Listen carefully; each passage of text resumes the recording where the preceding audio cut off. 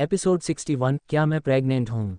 Disclaimer यह कहानी काल्पनिक है। इसमें दर्शाए गए सभी पात्र काल्पनिक है। इसे मनोरंजन के लिए बनाया गया है और आप हमारे इस चैनल पर देख रहे हैं जिसका नाम टोबीरामा संजू नॉवल स्टोरी है। अब आते हैं स्टोरी पर आने से पहले एक बार वीडियो को लाइक कर दूँ। अब आगे इधर दूसरी तरफ मंदिर में जैसे ही गोली चली नव्या जोर से चीख पड़ी।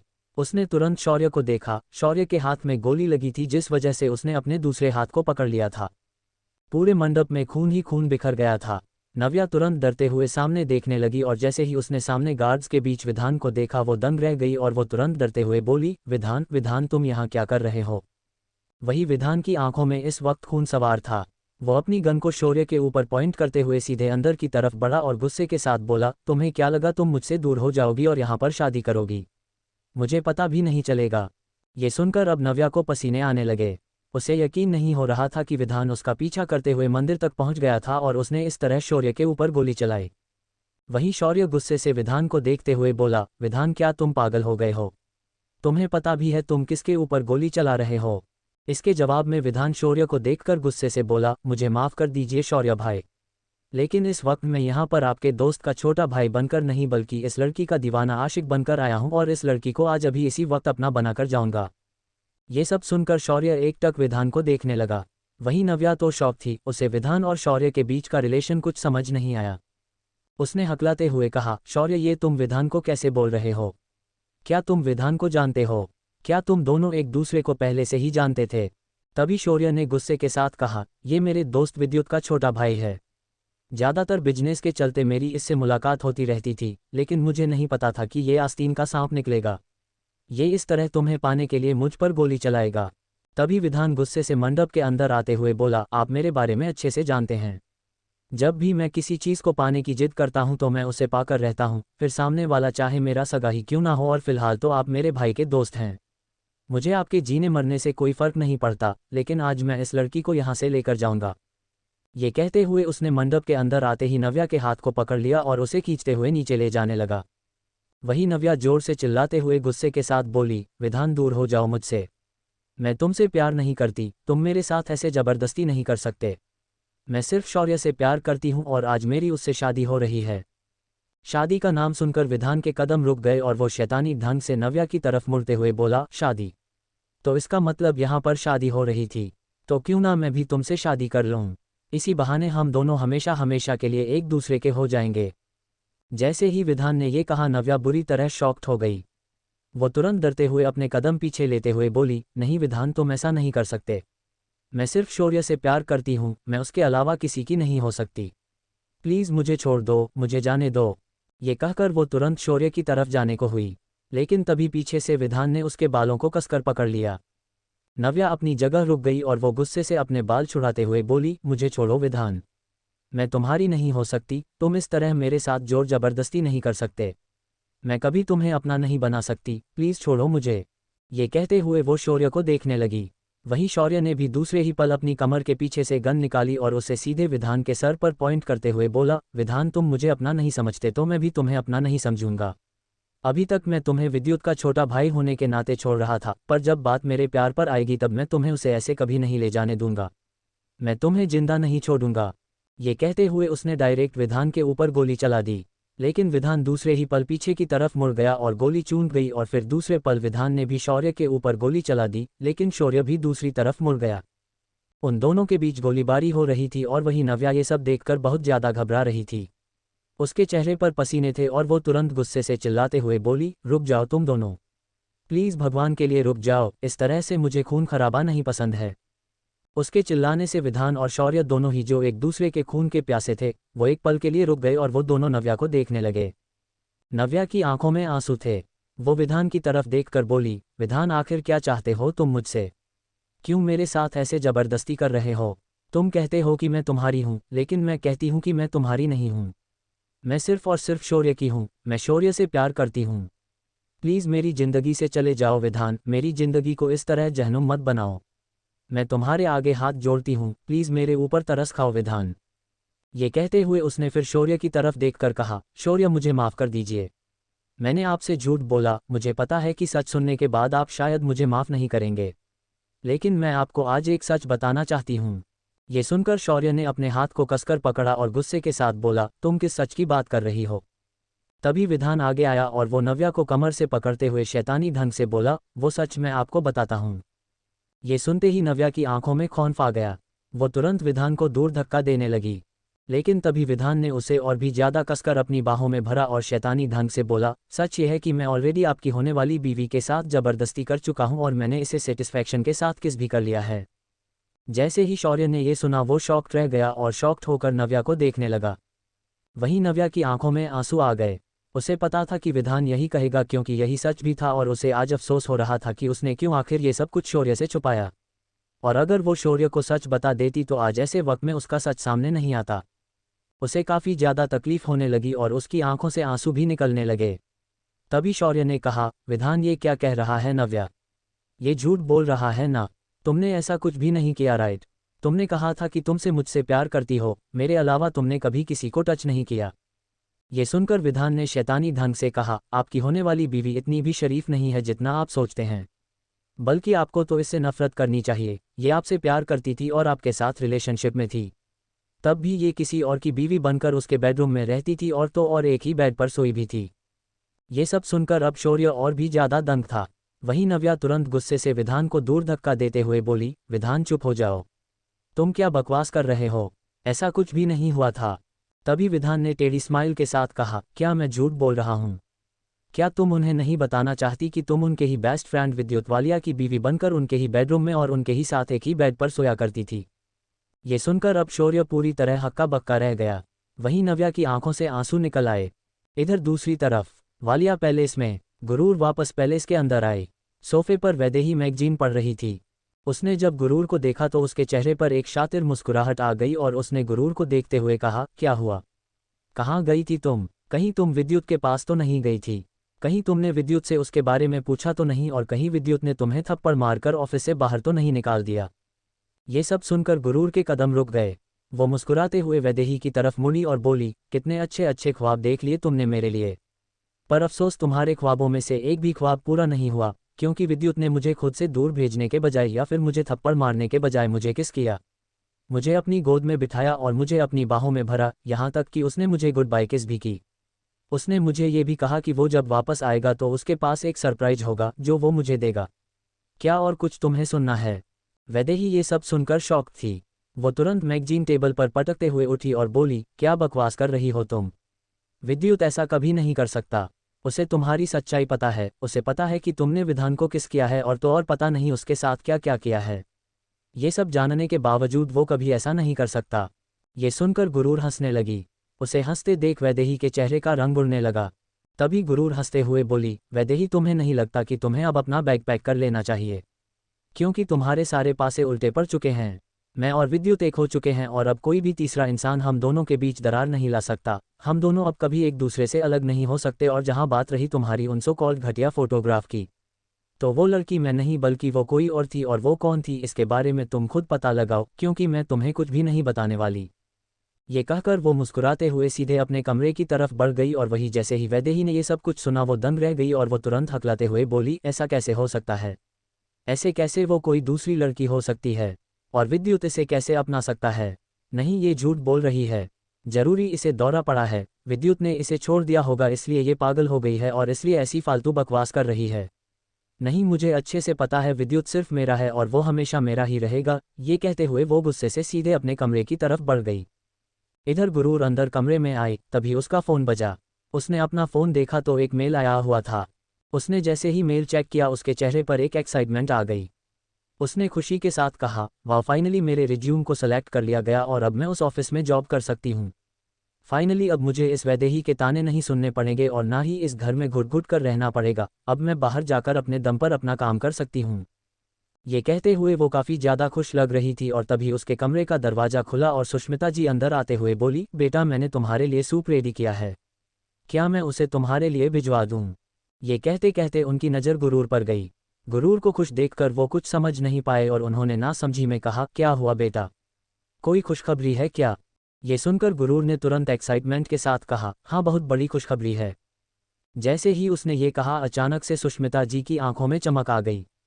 वो आगे बढ़ी और तुरंत गुरूर के पेट को पकड़ते हुए बोली, बेटा कहीं मैं दादी तो नहीं बनने वाली। अगर ये खुशखबरी है तो मैं बता नहीं सकती कि मैं कितनी ज़्यादा खुश हूँ। बहुत बहुत शुक्रिया बेटा, मैं तरस गई थी ये खुशखबरी सुनने के लिए। फाइनली मैं दादी बनने वाली हूँ और तुम प्रेग्नेंट हो। जैसे ही गुरूर ने उनकी ये सारी बातें सुनी वो बुरी तरह शॉक थी और दूसरे पल उसने तुरंत सुष्मिता जी के हाथ को अपने पेट से अलग किया और वो अपने कदम पीछे लेते हुए बोली, aunty calm down, control yourself, आप ऐसा सोच भी कैसे सकती है कि मैं प्रेग्नेंट हूँ। ये सुनते ही सुष्मिता जी की आंखों में आई चमक पूरी तरह गायब हो गई और वो तुरंत उदासी के साथ बोली, फिर तुम किस खुशखबरी की बात कर रही हो? मुझे लग रहा था कि शायद तुम प्रेग्नेंट हो। ये सुनते ही गुरूर ने गुस्से के साथ कहा, क्या जरूरी है अगर मैं प्रेग्नेंट होंगी तभी खुशखबरी हो सकती है? क्या इसके अलावा कोई दूसरी खुशखबरी नहीं हो सकती? ये सुनकर सुष्मिता जी ने फिर उसे शांत करते हुए कहा, बेटा तुम गुस्सा मत हो, मुझे माफ़ कर दो। अच्छा बताओ किस खुशखबरी की बात कर रही थी तुम? तभी गुरूर ने गहरी सांस ली और फिर बोली, एक्चुअली मेरी जॉब लग गई है। मैंने कुछ वक्त पहले ही एक कंपनी में अप्लाई किया था और वहाँ मुझे सेलेक्ट कर लिया गया है। कल से मैं ऑफिस जाने वाली हूँ और मैं अब अपने दम पर कुछ हासिल करूँगी, यही मेरे लिए सबसे बड़ी खुशखबरी है। ये कहकर वो सीधे वॉशरूम की तरफ जाने लगी और वही सुष्मिता जी ये सुनकर मुस्कुरा दी और बोली, बेटा ये खुशखबरी मेरे लिए भी बहुत बड़ी है। मुझे खुशी है कि तुम इस घर के साथ साथ इस शहर को भी अपना रही हो और इस शहर में रहकर ही काम कर रही हो। मैं अभी तुम्हारे लिए कुछ मीठा बनाती हूँ और तुम्हारा मुंह मीठा करवाती हूँ। ये कहकर वो मुस्कुराते हुए वहाँ से चली गई और वही ये सुनकर गुरूर के चेहरे पर भी स्माइल आ गई। वो अंदर वॉशरूम में आए, उसने अपने आप को देखा और फिर तभी उसकी नज़र अपने पेट पर चली गई। पेट पर नज़र जाते ही कुछ वक्त पहले सुष्मिता जी ने जो कुछ भी कहा था उसे वो याद आने लगा। वो याद करते ही उसने तुरंत अपने दिमाग को झटका और बोली, ये मैं क्या सोच रही हूँ? मैं प्रेगनेंसी के बारे में अभी सोच भी कैसे सकती हूँ? मेरी उम्र बस 19 साल की है और मैं अभी विद्युत के लिए अपनी फीलिंग्स को लेकर कंफर्म भी नहीं हूँ और ना ही विद्युत ने मुझसे अपने प्यार का इजहार किया है। जब तक हम दोनों के बीच प्यार नहीं हो जाता तब तक ऐसी चीज़ मैं सोच भी नहीं सकती। ये कहकर फिर वो शॉवर लेने लगी। Subscribe to Tobirama Sanju novel story episode 62, baby आज से तुम मेरी बीवी हुई। अब आगे। कुछ देर बाद वो शॉवर लेकर बाहर निकली और वो क्लोजेट में चली गई। उसने चेंज किया और फिर वो सीधे बेड पर आ गई। बेड पर वो लेट गई। लेते ही उसके दिमाग में पुरानी सारी बातें चलने लगी। उसने खुद से ही दिमाग लगाते हुए कहा, अंडरस्को, विद्युत के कहने का मतलब ये था कि वो मेरे अतीत के बारे में जानने की कोशिश कर रहा था और वो काम सिर्फ नव्या ही कर सकती थी, इसलिए उसने उसे यहाँ पर रखा हुआ था। और उसके कहने का मतलब ये भी था कि वो उसके करीब नहीं गया था और ना ही रूम में एक ही बेड पर उसके साथ सोया था। क्या इसका मतलब विद्युत मेरे लिए इतना ज़्यादा लॉयल है? ये कहते हुए उसने पिल्लों को कसकर हक कर लिया और प्यार से बोली, अंडरस्को, पता नहीं क्यों पर मुझे कभी कभी विद्युत पर बहुत प्यार आता है, लेकिन कभी कभी उस पर बहुत गुस्सा भी आता है। पता नहीं वो किस तरह का इंसान है, कभी मेरा दिमाग खराब कर देता है तो कभी मेरे दिल को सुकून पहुंचता है। आखिर ये फीलिंग्स क्या है, मैं समझ नहीं पा रही हूँ और पता नहीं 2 दिनों बाद वो मुझे क्या सरप्राइज देगा। पर मैं चाहती हूँ कि वो जल्द से जल्द वापस आ जाए। मेरे बेड का दूसरा साइड उसे बहुत मिस कर रहा है। ये कहते हुए उसने बेड के दूसरे साइड को अपने उंगलियों से सहलाया और उसके चेहरे पर एक हल्की सी स्माइल आ गई। उसने अपनी आंखें बंद कर ली। कुछ देर में उसे नींद आ गई। इधर दूसरी तरफ मंदिर में शौर्य ये सारी बातें सुनकर बेहद शौक था और वो शौक होकर नव्या को देखते हुए बोला, अंडरस्को, नव्या, ये सब मैं क्या सुन रहा हूँ? क्या वाकई तुम और विधांत ये सब कुछ कर चुके हो? और तो और क्या वाकई विद्युत ने मुझसे ये सारी बातें छुपाए? क्या तुम उसे ऑलरेडी जानती थी और क्या तुम उसकी बीवी बनकर उसके घर में रहा करती थी? नव्या ये सब सुनकर काफ़ी ज़्यादा हताश हो गई। उसे समझ नहीं आ रहा था कि वो अब शौर्य को किस तरह सच बताएं। उसकी आंखों से आंसू निकलने लगी और वो शौर्य की तरफ बढ़ते हुए बोली, अंडरस्को, शौर्य, मैं तुम्हें सब कुछ बताऊंगी लेकिन पहले प्लीज़ मेरी बात समझने की कोशिश करो। तुम मुझसे ऐसे गुस्सा मत हो। ये कहकर वो आगे बढ़ी और शौर्य के हाथ को पकड़ती। उससे पहले शौर्य ने गुस्से से उसके हाथ को दूर झटक दिया और चिल्लाते हुए बोला, अंडरस्को, बस करो नव्या, तुमने मुझे धोखा दिया। अब मुझे समझ आया तुम हर वक्त मुझसे दूर भगाने की कोशिश क्यों करती थी। सच तो यह है कि तुम सिर्फ और सिर्फ इस विधांत को चाहती थी और तुमने मेरे साथ इतना बड़ा गेम खेला। मैं तुम्हें कभी नहीं माफ़ करूंगा। नव्या, तुम दूसरों के साथ सो चुकी हो और तुम उम्मीद रखती हो कि मैं तुम्हें अपनाऊंगा, हरगिज नहीं, ऐसा कभी नहीं होगा। ये कहकर उसने गुस्से के साथ अपने गले में पहनी वरमाला को तोड़कर नीचे फेंक दिया। ये देखकर नव्या की आंखें हैरानी के साथ बड़ी हो गई और वो आंसू बहते हुए बोली, अंडरस्को, शौर्य, ये तुम क्या कर रहे हो? प्लीज़ पहले मेरी बात समझने की कोशिश करो। तुम जैसा सोच रहे हो वैसा कुछ भी नहीं है। विधांत जानबूझकर हमारे बीच आग लगाने की कोशिश कर रहा है। वो तो चाहता ही है कि तुम मुझसे सब कुछ तोड़ दो और मुझसे दूर हो जाओ। तभी वेदांत गुस्से से आगे बढ़ा और शौर्य को देखते हुए बोला, अंडरस्को शौर्य भाई, मैं झूठ नहीं बोल रहा हूं। अगर आपको यकीन ना हो तो आप अपने दोस्त विद्युत वालिया से पूछ सकते हैं कि उन्होंने आपकी गर्लफ्रेंड को क्यों अपनी बीवी बनाकर अपने घर में रखा, और वो उनके साथ रूम में क्या क्या कर रही थी। मुझे लगता है कि आपको सबसे पहले सारी बातें क्लियर करनी चाहिए, उसके बाद ही ऐसी लड़की पर यकीन करना चाहिए, क्योंकि ये लड़की भरोसे के लायक नहीं है। तभी नव्या ने एक जोरदार चाटा वेदांत के गाल पर मार दिया। वेदांत का चेहरा दूसरी तरफ झुक गया, लेकिन उसके चेहरे पर एक साथ मुस्कुराहट आ गई। वेदांत बस करो, प्लीज, भगवान के लिए चुप हो जाओ। तुमने ऑलरेडी मेरी जिंदगी खराब कर दी है, अब ये सब कुछ करके क्या हासिल हो रहा है तुम्हें। ये कहते हुए नव्या शांत हो गई, लेकिन तभी शौर्य गुस्से से आगे बढ़ा और वो नव्या के बाजू को पकड़ते हुए बोला, अंडरस्को सबसे पहले मुझे ये बताओ कि तुमने मुझे धोखा क्यों दिया। मैंने तुम्हारे लिए क्या कुछ नहीं सोचा था। मैंने सोचा था कि मैं तुम्हें जिंदगी की सारी खुशियां दूंगा, तुम्हारे साथ वो सभी पल जीऊंगा जो मैंने इमेजिन किया था, लेकिन तुमने उन सब पर पानी फेर दिया। नव्या, तुमने मुझे धोखा दिया, मैं तुम्हें कभी माफ़ नहीं करूंगा। और अब मेरी बात ध्यान से सुन लो, मैं तुमसे शादी नहीं करूंगा। मेरी सबसे बड़ी गलती थी कि मैं तुम जैसी घटिया और बदचलन लड़की को चाहा। जैसे ही उसने ये बात कही, अचानक से नव्या के भाव पूरी तरह बदल गए और वो एकटक शौर्य को देखते हुए बोली, अंडरस्को शौर्य, तुम्हारी हिम्मत कैसे हुई मुझसे इतने गंदे शब्द बोलने की। शौर्य ने नफरत के साथ कहा, अंडरस्को जैसे तुम्हारी हिम्मत हो गई मेरे अलावा किसी और के साथ सोने की। ये सुनते ही नव्या गुस्से से चिल्लाते हुए बोली, अंडरस्को शौर्य, मुझे नहीं पता था कि तुम ऐसी घटिया बातें मेरे लिए सोचोगे, वो भी किसी दूसरे के कहने पर। क्या तुम्हें मेरे ऊपर इतना भी यकीन नहीं रहा कि तुम इस तरह से इस वेदांत के कहने पर मुझ पर इल्जाम लगाओ। शौर्य, आज तुमने मेरा दिल तोड़ दिया। तुम क्या शादी तोड़ोगे? शादी मैं खुद तुमसे तोड़ रही हूँ। वैसे भगवान जो करते हैं अच्छे के लिए करते हैं। समय रहते हुए मुझे तुम्हारी सच्चाई पता चल गई कि तुम मुझे लेकर कितनी घटिया बातें सोचते हैं। अब मैं तुमसे हरगिज शादी नहीं करूंगी। ये कहते हुए उसने भी अपने गले से वो वरमाला निकाल कर तोड़ दिया। तभी शौर्य ने नफरत के साथ कहा, अंडरस्को तुम तो पहले से ही चाहती थी कि ये शादी ना हो, तभी तो तुमने वेदांत को यहाँ पर बुलाया, जिससे तुम ये सब कुछ ड्रामा कर सको। लेकिन तुमसे फिक्र मत करो, जिस तरह से तुमने मेरी जिंदगी बर्बाद की, बिल्कुल उसी तरह मैं भी तुम्हारी जिंदगी बर्बाद करके रख दूंगा। तुम चाहकर भी मेरा कुछ नहीं कर पाओगी। उसी के साथ शौर्य ने अपने हाथ को पकड़ा, जिस पर अभी भी खून निकल रहा था। उसने वेदांत को देखते हुए कहा, अंडरस्को, और जहां बात रही विद्युत की, तो मैं उससे अभी सारी बातें क्लियर करूंगा। मैं उससे पूछूंगा कि आखिर उसने मेरी गर्लफ्रेंड को अपनी बीवी क्यों बनाया, उसने क्यों किया मेरे साथ ऐसा, और इसके लिए चाहे मुझे अब अपनी दोस्ती क्यों ना तोड़नी पड़े। ये कहते हुए वो वहां से सीधे बाहर की तरफ जाने लगा। उसे इस तरह मुंह फेर कर जाता देख नव्या की आंखों से आंसू निकल आए। उसने खुद भी शौर्य के साथ बहुत कुछ इमेजिनेशन कर लिया था, लेकिन शौर्य इस तरह उसे छोड़कर जाएगा, उसे कभी नहीं यकीन था। वो रोते हुए वहीं घुटनों के बल बैठ गई और सिसक कर बोली, अंडरस्को क्यों, आखिर क्यों मेरे साथ ऐसा हुआ? क्यों मुझे खुशियां नसीब नहीं होती जब भी मैं खुश रहने की कोशिश करती हूँ? क्यों मेरी जिंदगी में इतनी तकलीफ में आ जाती है? लेकिन तभी वेदांत उसके करीब बढ़ा और उसने उसे बाजू से पकड़ते हुए कहा, अंडरस्को कोई बात नहीं बेबी, अब मैं तुम्हारी जिंदगी खुशियों से भर दूंगा, क्योंकि अभी के अभी मैं तुमसे शादी करूंगा। इसी के साथ वो उसे लेकर मंडप के अंदर गया और पंडित जी के ऊपर गन पॉइंट करते हुए बोला, अंडरस्को पंडित, जल्द से जल्द शादी करो और ज़्यादा मंत्र पढ़ने की ज़रूरत नहीं है, क्योंकि वैसे भी अब इसे हर जन्म में मेरा होना है, इसलिए मेरी शादी जल्द से जल्द करवाओ। ये सुनते ही गन पॉइंट को अपने माथे पर देखते ही वो पंडित घबरा गया और जल्दबाजी के साथ मंत्र पढ़ने लगा। वही नव्या तो जिंदा लाश बन गई थी। उसे कुछ भी एहसास नहीं था कि उसके साथ क्या हो रहा था।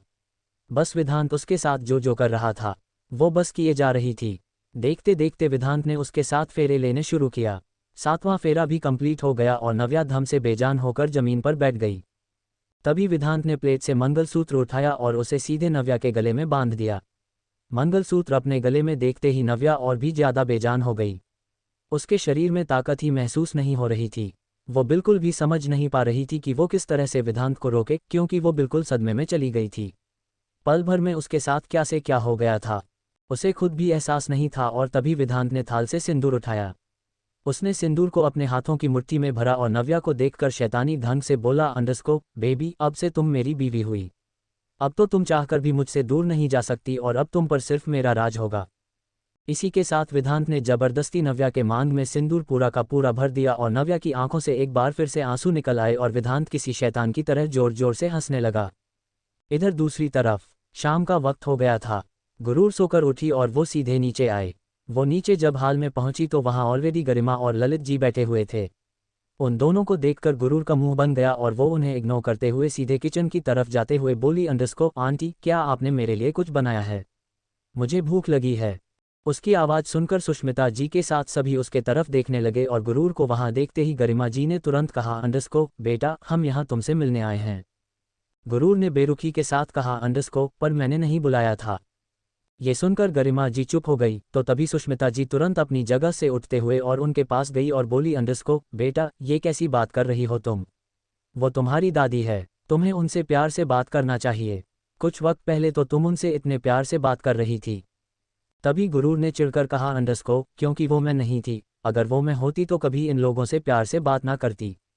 जिन लोगों ने बचपन से लेकर आज तक मुझ पर कोई ध्यान नहीं दिया और जब मैं जवानी में उनके सामने आई तब ये मुझसे प्यार दिखाने चले आए।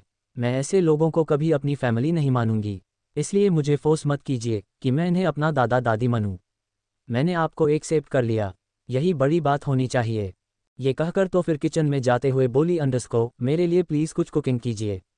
मुझे आपके हाथों का खाना बहुत पसंद है। मुझे बहुत भूख भी लगी है। ये सुनकर अब सुष्मिता जी हिचकिचाते हुए गरिमा और ललित जी को देखने लगी।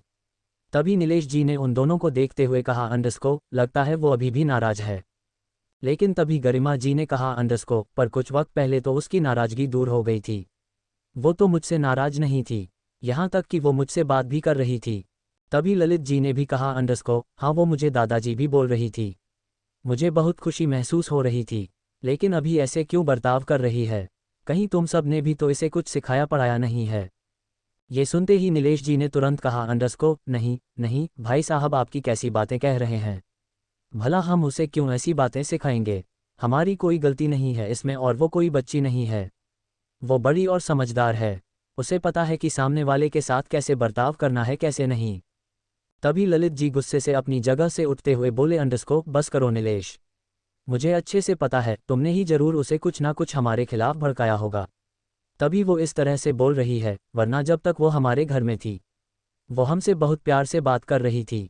मुझे लगता है कि अब मुझे कुछ ना कुछ तो सोचा ही होगा, क्योंकि इस तरह से तो तुम हमारी पोती को हमसे पूरी तरह से दूर कर दोगे और ऐसी चीज़ हम बर्दाश्त नहीं करेंगे। तभी गरिमा जी ने भी गुस्से के साथ कहा, आप बिल्कुल ठीक कह रहे हैं। मुझे लगता है कि हमें शादी के बारे में ही कुछ ना कुछ सोचा होगा, क्योंकि मैं देख रही हूँ जब से ये इस घर में रहती है तब से वो हमारे साथ बहुत रूखा बर्ताव करती है और वही जब वो हमारे घर में आ जाती है तो हमसे प्यार से पेश आने लगती है। हमें लगता है कि हमें उसे घर में रहने नहीं देना चाहिए। मुझे तो लगता है कि हमें जल्द से जल्द इन दोनों का डिवोर्स करवा देना चाहिए और हम अपनी बच्ची को लेकर अपने घर चले जाए। वैसे भी ठाकुर खानदान की वारिस है वो, उसके नाम पर इतनी सारी प्रॉपर्टी है, वो इकलौती मालकिन है, उसे यहाँ रहने की कोई ज़रूरत नहीं है। जैसे ही उन दोनों ने ये कहा, सुष्मिता और नीलेश जी शौक होकर और हैरानी के साथ बोली, क्या तलाक? तभी नीलेश जी ने कहा, हाँ तलाक। मुझे लगता है मेरी बेटी वहाँ पर खुश नहीं है। उसे हमारे साथ घर वापस जाना चाहिए और इसके लिए हमें तलाक करवाना ही होगा, क्योंकि मैं देख रहा हूँ विद्युत भी उस पर कोई ध्यान नहीं देता और सुनने में ये भी आया है कि विद्युत ने हमारी बेटी के साथ ज़बरदस्ती शादी किया है और इस हिसाब से हम अपनी पोती को यहाँ हरगिज नहीं रहने दे सकते। इसलिए विद्युत जैसे ही बिजनेस ट्रिप से वापस आएगा हम डिवोर्स कोर्ट में फाइल कर देंगे और जल्द से जल्द डिवोर्स देकर अपनी पोती को यहाँ से लेकर जाएंगे और इसे हमारी धमकी समझने की गलती मत करना, क्योंकि हम ऐसा जरूर करेंगे। ये कहते हुए वो गरिमा जी से कहा, चलो अब यहाँ से। उसके बाद वो दोनों वहाँ से बाहर की तरफ चल दिए और वही नीलेश और सुष्मिता ये सब सुनकर बेहद शौक थे। उन्हें अभी तक यकीन नहीं हो रहा था इस पर। तभी फिर से गुरूर बाहर आते हुए बोली, आंटी, क्या हुआ? आप अभी तक किचन में क्यों नहीं आई? मैं कब से आपका वेट कर रही थी, मुझे भूख लगी है। तभी सुष्मिता जी ने खोई हुई आवाज़ में कहा, बेटा, अभी अभी तुम्हारी दादी ने कहा कि वो तुम्हारा विद्युत का तलाक करवा देंगे। जैसे ही गुरूर ने तलाक शब्द सुना वो दंग रह गई और तुरंत सुष्मिता और नीलेश जी को देखने लगे, और वो भी कुछ रिएक्ट करती उससे पहले ही किसी ने जोर जोर से हंसते हुए कहा, लगता है कि उन्हें इस गुरूर की सच्चाई पता चल गई, इसीलिए उन्होंने इसे इस घर से दूर रखने के बारे में सोचा है। वेल, कंग्रेचुलेशंस, बहुत जल्द तुम्हारा डिवोर्स होने वाला है। इसी के साथ गुरूर और भी ज़्यादा शॉक हो गई। Subscribe to Tobirama Sanju Novel Story. Episode 63 MMMS video में स्ट्रेस हो तुम। अब आगे। गुरूर ने जैसे ही डिवोर्स शब्द सुना वो शौक रह गई और वो तुरंत खड़ी होकर बोली, क्या डिवोर्स? पर किसने कहा मैं डिवोर्स दूंगी? तभी नीलेश जी ने कहा, बेटा अभी अभी तुम्हारे घर वाले यहाँ आए हुए थे और तुमने उनके साथ जिस तरह बेरुखी से बात किया उसकी वजह से वो नाराज होकर चले गए। उन्हें ऐसा लगता है कि विद्युत की वजह से तुम ऐसा कर रही हो और हम तुम्हें भड़का रहे हैं उनके खिलाफ, इसलिए वो तुमसे अलग करना चाहते हैं और अब हमें टेंशन हो रही है कि कहीं तुम और विद्युत अलग ना हो जाओ। ये सुनते ही गुरूर ने गुस्से के साथ कहा, ऐसा कुछ भी नहीं होगा, मैं विद्युत को कभी डिवोर्स नहीं दूंगी। इनफैक्ट मुझे अपनी फैमिली से कोई लेना देना नहीं है, मैं तो उन्हें अपनी फैमिली भी नहीं मानती, वो तो ज़बरदस्ती मुझे अपनी बेटी बनाने पर उतारू है। तभी इसके जवाब में वैदेही वहां आते हुए गुस्से के साथ बोली, तुम उनके खानदान की बेटी हो इसलिए तुम्हें वो अपने घर लेकर जाना चाहते हैं और तुम जिस तरह उनके साथ बिहेव कर रही हो इससे वो अब ज़्यादा दिन तक तुम्हें विद्युत के करीब नहीं रहने देंगे, इसलिए अपना लगेज पैक कर लो क्योंकि बहुत जल्द तुम यहाँ से जाने वाली हो। तभी गुरूर ने गुस्से के साथ सुष्मिता और नीलेश जी को देखते हुए कहा, छोटी माँ, दादाजी मुझे एक बात बताइए, ये लड़की बिना किसी रिश्ते के इस घर में क्यों आकर रह रही है? आखिर क्या रिश्ता है इसका घर से? ये सुनते ही वैदेही गुस्से से गुरूर को देखते हुए बोली, मैं विद्युत के बचपन की दोस्त हूँ। ये सुनकर गुरूर ने दांत पीसते हुए कहा, बचपन की दोस्त हो तो बचपन में ही तुम्हें मर जाना चाहिए था ना, जवानी में क्यों मेरे और विद्युत के बीच आने की कोशिश कर रही हो? और सबसे बड़ी बात, तुम विद्युत को पसंद करती हो और ये बात दादाजी और छोटी माँ भी अच्छे से जानते हैं, लेकिन मुझे ये बात समझ नहीं आ रही है कि जब उन्हें पता है कि विद्युत की बीवी घर में है तब वो विद्युत की मिस्ट्रेस को इस घर में क्यों रखे हुए हैं। क्या आप दोनों मुझे इसका जवाब देंगे? मिस्ट्रेस नाम सुनते ही फिर से वैदेही गुस्से से भड़क गई तो वहीं नीलेश जी ने हिचकी जाते हुए कहा, बेटा मेरी बात सुनो, तुम जैसा समझ रही हो वैसा कुछ भी नहीं है। वैदेही सिर्फ विद्युत की दोस्त है इसलिए हम उसे घर में रखे हुए हैं। लेकिन तभी गुरूर चिल्लाते हुए बोली, मुझे ऑब्जेक्शन है इन दोनों की दोस्ती से, मुझे नहीं पसंद मेरे पति के इर्द गिर्द ऐसी कोई लड़की है जो हमेशा उसे फंसाने की कोशिश करें या उसके करीब जाने की कोशिश करें। एक बीवी होने के नाते मैं ऐसी चीज़ बर्दाश्त नहीं कर सकती, इसलिए आप अभी के अभी इसे यहाँ से बाहर कीजिए। क्या इसके पास इसका कोई घर नहीं है? ये इसके पास इसके माँ बाप नहीं है? क्या ये अनाथ है? जैसे ही गुरूर ने ये कहा अचानक से वैदेही की आंखों में आंसू आ गए और वो रोते हुए नीलेश और सुष्मिता जी को देखते हुए बोली, दादाजी, छोटी माँ शायद गुरूर ठीक कह रही है, मुझे यहाँ से चले जाना चाहिए, मेरा विद्युत पर या आप सब पर कोई हक नहीं बनता। ये कहते हुए वो रोते हुए वहां से जाने लगी और फिर तभी सुष्मिता जी ने गुरूर को डांटते हुए कहा, गुरूर क्या तुम्हें समझ आता है कि तुम क्या बोल रही हो और क्या नहीं? तुम्हें पता भी है वो सच में अनाथ है, उसके पास उसके माँ बाप नहीं है, बचपन में ही वो मर गए थे और तब से विद्युत और हम सब उसे संभाल रहे हैं, तुम्हें ऐसे नहीं कहना चाहिए, तुमने उसे उदास कर दिया। ये कहकर वो सीधे वैदेही के कमरे की तरफ बढ़ गई और वही गुरूर ये सुनकर चुप हो गई।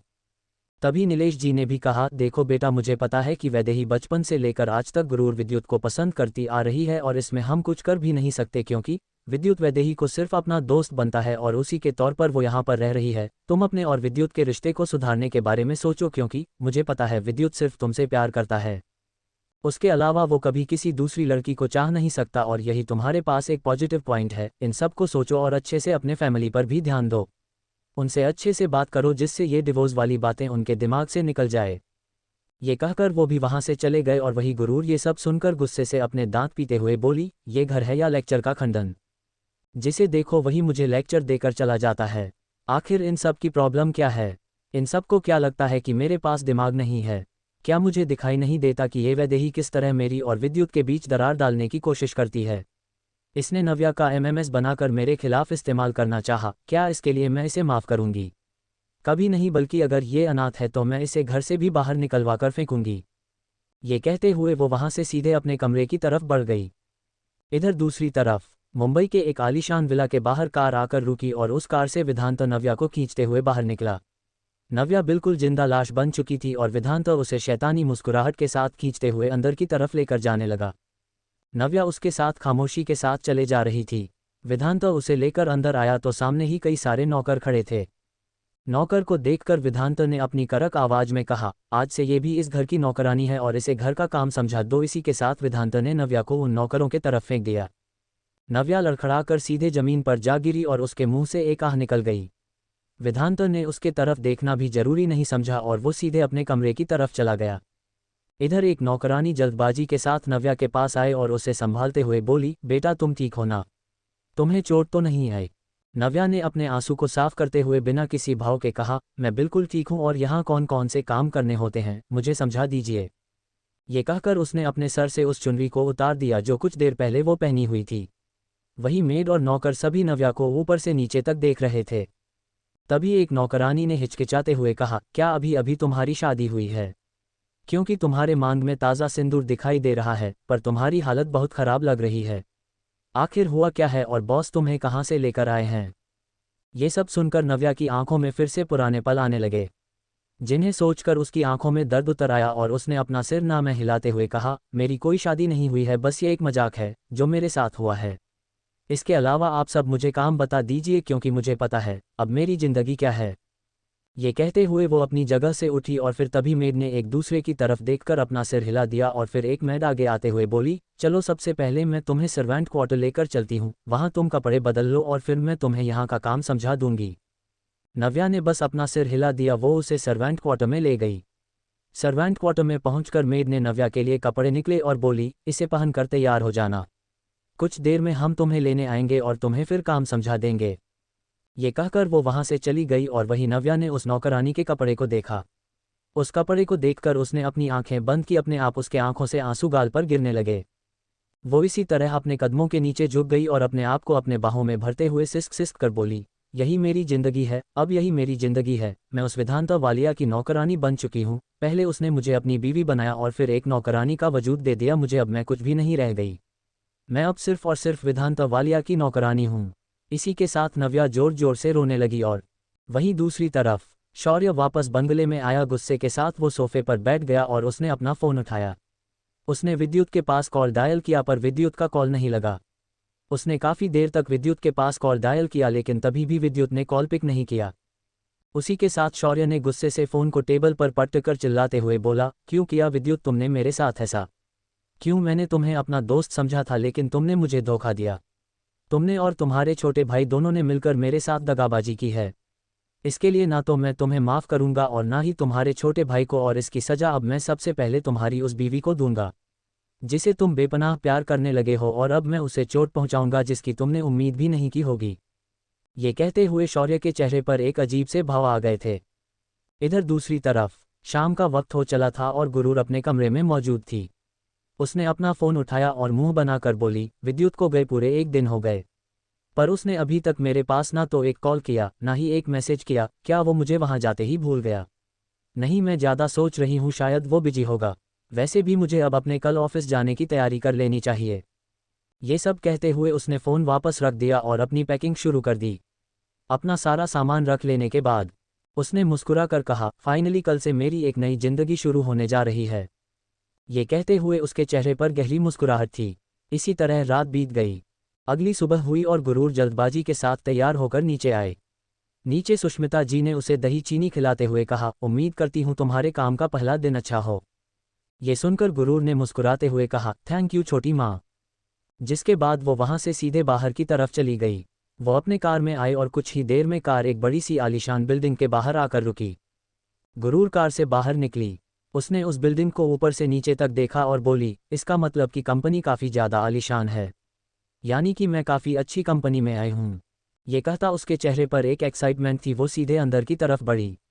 अंदर वो रिसेप्शनिस्ट के पास गई तो फिर रिसेप्शनिस्ट ने उसे ऊपर 15 फ्लोर पर जाने के लिए कहा। गुरूर सीधे लिफ्ट की तरफ आए। वहाँ 2 लिफ्ट थी, एक लिफ्ट फुल थी और वो वहाँ से जा चुकी थी और दूसरी लिफ्ट खाली थी। गुरूर ने अपनी कलाई में पहनी घड़ी में टाइम देखा और हड़बड़ाते हुए बोली, ओ नो, मुझे तो काफ़ी लेट हो गया। पहले दिन ये जो लिफ्ट खाली है मैं इसी से चली जाती हूँ। ये कहते हुए वो उस लिफ्ट में चली गई और वो लिफ्ट अभी बंद होती उससे पहले ही कुछ गार्ड उस लिफ्ट के अंदर आने लगे। उन गार्ड को देखकर गुरूर को कुछ समझ नहीं आया और तभी उस गार्ड के बीच से एक इंसान ब्लैक सूट में अंदर की तरफ बढ़ा। उस इंसान को देखते ही गुरूर एक सेकंड के लिए उसे बस देखती रह गई। ब्लैक सूट में मौजूद इंसान के चेहरे पर कोई भी एक्सप्रेशंस नहीं थे। वो अंदर लिफ्ट में आया और गार्ड ने जैसे ही लिफ्ट में मौजूद गुरूर को देखा, उन्होंने तुरंत गुस्से के साथ कहा, तुम यहाँ क्या कर रही हो? क्या तुम्हें पता नहीं ये बॉस का पर्सनल लिफ्ट है? जैसे गुरूर ने सुना कि वो इस वक्त उस कंपनी के बॉस के पर्सनल लिफ्ट में खड़ी है, वो हैरान हो गई और तुरंत हड़बड़ी के साथ बोली, क्या इसका मतलब मेरे सामने खड़ा इंसान इस कंपनी का बॉस है? तभी एक गार्ड ने गुस्से के साथ कहा, तुम यहाँ क्या करने आए हो? अगर तुम यहाँ क्या काम करने आए हो तो क्या तुम्हें इतना भी नहीं पता कि तुम जिस कंपनी में काम कर रही हो उस कंपनी के बॉस तुम्हारे सामने खड़े हैं? क्या तुम्हें पहले इसके बारे में पता नहीं लगाया था? गुरूर ने ना समझे मैं कहा, नहीं मुझे बस यहाँ के लिए हायर किया गया था तो मैं डायरेक्ट चली आई। मैंने अभी इसके बारे में इतना कुछ नहीं जाना था, पर अगर ये इस कंपनी के बॉस है तो मुझे उनसे मिलकर बहुत खुशी हुई। ये कहकर गुरूर ने मुस्कुराते हुए ब्लैक सूट पहने इंसान की तरफ अपना हाथ बढ़ा दिया। वही उस इंसान ने अपनी काली गहरी नज़रों से गुरूर को घूरा और उसने एक नज़र उसके हाथ को देखा। वही गार्ड ये सब सुनकर हैरान थे। तभी गार्ड ने कहा, ए लड़की तुम पागल हो गई हो। कोई भी बॉस से बिना अपॉइंटमेंट के नहीं मिलता और तुम इस कंपनी की एम्प्लॉय होकर इस तरह से हाथ मिलाने की कोशिश कर रही हो। पीछे हो जाओ वरना मुसीबत में फंस जाओगी। ये सुनते ही गुरूर ने गुस्से के साथ कहा, आखिर मैं क्यों मुसीबत में फंसूंगी? मैं तो इस कंपनी की एम्प्लॉय हूं ना, और बॉस होने के नाते इनका फर्ज बनता है कि अपने एम्प्लॉय से अच्छे से बिहेव करें, इसलिए इन्हें मुझसे हाथ मिलाना चाहिए। ये कहकर वो मुस्कुराते हुए उस इंसान को देखने लगी। लेकिन तभी गार्ड गुस्से से आगे की तरफ बढ़ने लगे और वो भी गुरूर को पकड़ते उससे पहले ही उस ब्लैक गॉगल वाले इंसान ने उन्हें आंखें दिखाई, जिससे वो गार्ड बिल्कुल रुक गए और ना समझी में एक दूसरे को देखने लगे। तभी उस इंसान ने अपने गॉगल्स को निकाला। गुरूर उस इंसान को गौर से देखने लगी और मुस्कुराते हुए बोली, आप तो काफ़ी ज़्यादा हैंडसम है बाय द वे। आपका नाम क्या है, क्या मैं जान सकती हूँ? ये सुनते ही अब वो इंसान और भी ज़्यादा गहराई से उसे देखने लगा। गुरूर को ऊपर से नीचे तक देखते रहने के बाद उसके चेहरे पर एक गहरी मुस्कुराहट आ गई। उसने अपना हाथ आगे बढ़ाया और गुरूर के हाथों को पकड़ लिया। ये देखकर गुरूर के चेहरे पर स्माइल आ गई। उसने मुस्कुराते हुए कहा, मुझे पता था जैसे मेरे डैड अपने एम्प्लॉयज के साथ अच्छा बिहेव करते थे, वैसे आप ही अपने एम्प्लॉयज के साथ अच्छा बिहेव करोगे और मुझे आपसे मिलकर बहुत खुशी हुई। मैं आपकी कंपनी में अपना 100% दूंगी। ये कहते हुए वो अपना हाथ पीछे लेने लगी, लेकिन उस इंसान ने उसके हाथ को दोबारा नहीं छोड़ा। ये देखकर गुरूर को कुछ समझ नहीं आया और उसे वापस से अपना हाथ पीछे खींचना चाहा, लेकिन तभी उस इंसान ने वो मौजूद सभी गार्ड को बाहर जाने का इशारा किया। ये देखते ही गुरूर हैरान होने लगी और वो तुरंत अपना हाथ पीछे खींचते हुए बोली, सॉरी पर मेरा हाथ छोड़िए, मुझे शायद यहाँ से चले जाना चाहिए। ये आपकी पर्सनल लिफ्ट है और आपके यहाँ रहना चाहिए। ये कहकर गुरूर वहाँ से जाने को हुई, लेकिन तभी उस इंसान ने उसे अपने करीब खींचते हुए कहा, अभी तक तो मैंने आपसे अपना नाम बताया ही नहीं। बाय द वे मेरा नाम आरव खन्ना है और आपसे मिलकर खुशी हुई। सी आरव खन्ना नाम सुनते ही गुरूर एक पल के लिए शॉक रह गई। कौन है आरव खन्ना और क्या जानती है गुरूर इस नाम को? कमेंट में बताना। Subscribe to Tobirama Sanju novel story episode 64। आज हमारी सुहागरात है। अब आगे। आरव खन्ना का नाम सुनकर गुरूर एक पल के लिए शॉक्ड हो गई और वो दूसरे पल बोली, मैंने आरव खन्ना नाम कहीं सुन रखा है। इसके जवाब में आरव टेढ़ा मुस्कुराते हुए कहा, जरूर सुना होगा, मैं काफ़ी ज़्यादा फेमस जो हूँ। ये सुनते ही गुरूर ने अपना हाथ पीछे खींचते हुए कहा, पता नहीं पर मैंने कहीं तो आपका नाम सुन रखा है। शायद मुझे यहाँ से चले जाना चाहिए। आई एम सॉरी, मैं आपकी पर्सनल लिफ्ट में आ गई। इसी के साथ गुरूर ने तुरंत आरव को खुद से दूर धक्का दे दिया और वो जल्दबाजी के साथ उस लिफ्ट से बाहर निकल गई। वहीं गार्ड्स के साथ मौजूद असिस्टेंट ये सब देखकर धीरे से आरव से बोला, बॉस आप उस लड़की में इतना इंटरेस्ट क्यों ले रहे हैं? इसके जवाब में आरव ने बिना किसी भाव के कहा, तो क्या मैं तुम में इंटरेस्ट लूँ? ये सुनते ही असिस्टेंट तुरंत खांसने लगा और बोला, नहीं नहीं बॉस, मेरे कहने का ये मतलब नहीं था। इससे पहले आप कभी किसी लड़की में इतना ज़्यादा इंटरेस्ट नहीं लेते थे जब तक कि आपको उस लड़की की बेड पर ज़रूरत ना हो। लेकिन मैं देख रहा हूँ आप उस लड़की को देखते ही उसमें काफ़ी ज़्यादा इंटरेस्टेड हो गए, तो इसलिए मैं बस जानना चाह रहा था। आरव ने अपनी कॉलर को ठीक करते हुए बिना किसी भाव के कहा, ये लड़की इस ऑफिस में कौन सी जॉब करती है और इसके बारे में मुझे सब कुछ बताओ, छोटी से बड़ी डिटेल मुझे इसके बारे में जाननी है। इसी के साथ लिफ्ट सीधे टॉप फ्लोर पर रुकी और आरव बाहर निकलकर सीधे अपने केबिन में चला गया। वहीं असिस्टेंट ये सब सुनकर काफ़ी ज़्यादा हैरान था। तभी एक गार्ड ने आगे आते हुए कहा, मुझे लगता है बॉस को पहली नज़र में उस लड़की से प्यार हो गया है, इसीलिए वो इस तरह से बिहेव कर रहे हैं। इसके जवाब में असिस्टेंट ने अपना सर ना में हिलाते हुए कहा, अब जो कुछ भी हो, पर बॉस को इसके बारे में मुझे बताना ही होगा और तुम सब भी अपने अपने काम पर लग जाओ। ये कहते हुए असिस्टेंट वहाँ से चला गया। इधर दूसरी तरफ गुरूर अपने डेस्क पर आए और वो वहाँ बैठकर गहरी सांस लेने लगी।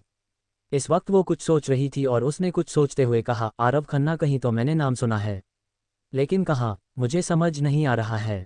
तभी उसके पास एक लड़का आते हुए बोला, क्या गुरूर माथुर आप ही हैं?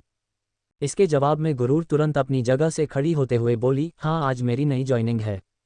इसके जवाब में उस लड़के ने कहा, हाँ मुझे आपको असिस्ट करने के लिए बोला गया है, मैं आपको आपका काम समझा देता हूँ। जिसके बाद वो लड़का गुरूर को काम समझाने लगा और गुरूर भी अपने काम में बिजी हो गई। इधर दूसरी तरफ एक पहाड़ के पास एक कार आकर रुकी। उस कार से रजनीश बाहर निकला और पहाड़ की तरफ बढ़ गया। पहाड़ के पास उससे पीट करके एक लड़की खड़ी थी और रजनीश उस लड़की को देखकर गुस्से के साथ बोला, वैदेही तुमने मुझे अचानक से यहाँ क्यों बुलाया? सब कुछ ठीक तो है? तुम्हें पता है ना कि मैं काफ़ी ज़्यादा बिजी हूँ, इसलिए मुझे बार बार इस तरह मत बुलाया करो। तभी वैदेही पीछे मुड़ी और गुस्से के साथ बोली, तुम्हें पता भी है आखिर तुम क्या कर रहे हो? ये सुनकर रजनीश ने ना समझी ने कहा, तुम्हारे कहने का मतलब क्या है? इसके जवाब में वैदेही ने गुस्से के साथ कहा, वही कह रही हूँ जो सच है। तुम कुछ भी नहीं कर रहे हो, बल्कि सिर्फ और सिर्फ हाथ पर हाथ रखकर बैठे हुए हो और सब कुछ वो विद्युत कर रहा है। विद्युत को पूरा माइसौर मिल गया और विद्युत अब उस लड़की से भी प्यार करने लगा। हमारे हाथ में कुछ भी नहीं आया, ना तो तुम्हें माइसौर मिला और ना ही मुझे विद्युत मिला। ये कहते हुए वो गुस्से से रजनीश को देखने लगी। तभी रजनीश ने कुछ सोचते हुए कहा, मैंने सुना है कि विद्युत इस वक्त आउट ऑफ इंडिया गया हुआ है। इसके जवाब में वैदेही ने गुस्से के साथ कहा, हाँ, क्योंकि वो अपना बिजनेस अब चारों तरफ बढ़ा रहा है, वो सक्सेस की सीढ़ियां चढ़ रहा है और हम वहीं के वहीं रह गए और अब तो उस गुरूर के अंदर भी बहुत ज़्यादा घमंड आ गया है और विद्युत उसका साथ देने लगा है। मुझे बहुत गुस्सा आ रहा है, मेरा मन कर रहा है मैं अभी के अभी उसे मार डालूं। लेकिन तभी रजनीश ने उसे रोकते हुए कहा, तुम्हें कुछ भी करने की ज़रूरत नहीं है। अब जब विद्युत यहाँ नहीं है तो हमारा रास्ता साफ है, हम उस गुरूर को अपने रास्ते से हटा सकते हैं। जैसे ही रजनीश ने ये कहा, वैदेही के चेहरे पर एक शातिर मुस्कुराहट आ गई। उसने कहा, इसीलिए तो मैंने यहाँ तुम्हें मिलने के लिए बुलाया था, क्योंकि मैंने खुद भी उसे रास्ते से हटाने के लिए एक प्लान बनाया है और इस बार उसे सिर्फ और सिर्फ मौत मिलेगी। इसी के साथ रजनीश के चेहरे पर भी एक गहरी मुस्कुराहट आ गई। इधर दूसरी तरफ मुंबई में विला के अंदर इस वक्त नव्या बर्तन धो रही थी और तभी एक मेड उसके पास आते हुए बोली, बॉस ने आपको अभी के अभी कमरे में बुलाया है। ये सुनकर नव्या के हाथ बर्तन धोते हुए रुक गए। उसने गहरी सांस लेकर कहा, क्या उन्होंने काम बताया? इसके जवाब में मेड ने अपना सिर ना में हिला दिया और बोली, नहीं, उन्होंने सिर्फ आपको ही बुलाया है और उन्होंने कोई काम नहीं बताया।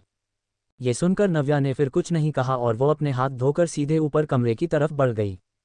वो कमरे के बाहर पहुंची और गहरी सांस लेकर खुद से बोली, जिंदगी मेरी वैसे भी बर्बाद हो गई, इसलिए अब मुझे विधांत वालिया से ना तो डरने की जरूरत है, ना ही घबराने की। इसे जो करना है मेरे साथ वो कर सकता है। इसी के साथ नव्या ने दरवाजे को खोला और अंदर बढ़ गई।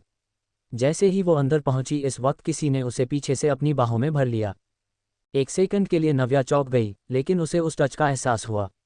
उसने धीरे से कहा, मुझे छोड़ो, तुमने यहाँ मुझे किस काम के लिए बुलाया है? जल्द से जल्द मुझे अपना काम बता दो। तभी विधांत उसकी गर्दन को चूमते हुए बोला, आज हमारी सुहागरात है, क्या तुम भूल गई? सुहागरात का नाम सुनते ही दूसरे ही पल नव्या की आंखें बड़ी हो गई और वो तुरंत विधांत को दूर धक्का देते हुए बोली, तुमने मुझसे शादी कर ली, क्या इतना काफ़ी नहीं है जो तुम इस तरह से अब मेरे करीब आने की कोशिश कर रहे हो? इसके जवाब में विधांत गुस्से के साथ बोला, मैंने शादी तुमसे सिर्फ और सिर्फ सुहागरात के लिए की है, जिससे कि मैं हर रात तुम्हें बेड पर टॉर्चर कर सकूं। अब मेरे पास आओ और मैं तुम्हें आज रात बेहद प्यार करूंगा और मुझे अपनी स्किल्स पर पूरा यकीन है, मैं तुम्हें पूरी तरह सेटिस्फाई करूंगा। ये सब सुनकर नव्या की आंखें बड़ी हो गई और वो तुरंत अपने कदम पीछे लेते हुए बोली, नहीं विधांत, तुम ऐसा नहीं कर सकते, मैं तुम्हें जबरदस्ती अपने करीब नहीं आने दे सकती, तुम कोई नहीं हो मेरे। तभी विधांत शैतान की तरह जोर जोर से हंसने लगा।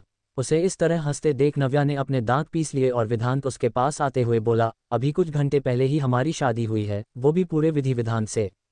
तो क्या अब भी तुम्हारे करीब आने के लिए मुझे किसी वजह की ज़रूरत है?